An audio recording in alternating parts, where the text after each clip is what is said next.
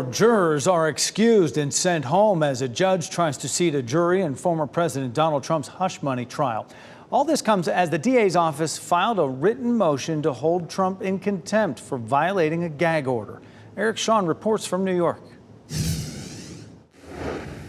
I was paying a lawyer and marked it down as a legal expense. Some accountant, I didn't know, marked it down as a legal expense. I should be right now in Pennsylvania, in Florida, in many other states, North Carolina, Georgia, campaigning. Former President Donald Trump returning to a New York courtroom Tuesday. The search for 12 jurors and 6 alternates continues in his hush money trial.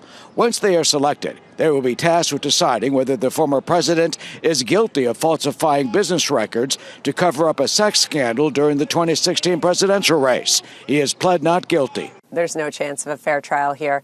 Remember, just because it's a jury doesn't mean that the judge can't sway them to go one way or another or make things difficult so that jury selection is impossible. On Monday, the first group of 96 prospective jurors were asked if they could be fair and impartial. More than 50 said they could not be, and they were dismissed.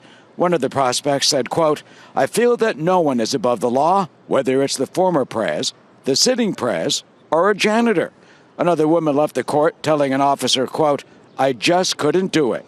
By law, the president must attend the trial every day. The implications of this are far deeper for this country, because if in America we are able to just manipulate the law when convenient, the fabric of this country is irreparably damaged. That was Eric Shawn reporting. Meantime, the Supreme Court is weighing whether people involved in the January 6th attack on the U.S. Capitol can be charged with obstructing an official proceeding. A former police officer wants a charge accusing him of obstructing an official proceeding dismissed. Former President Donald Trump himself faces charges of violating the same law, as well as conspiracy to obstruct an official proceeding. The outcome of the hearing could have bearing on the election interference prosecution of Trump.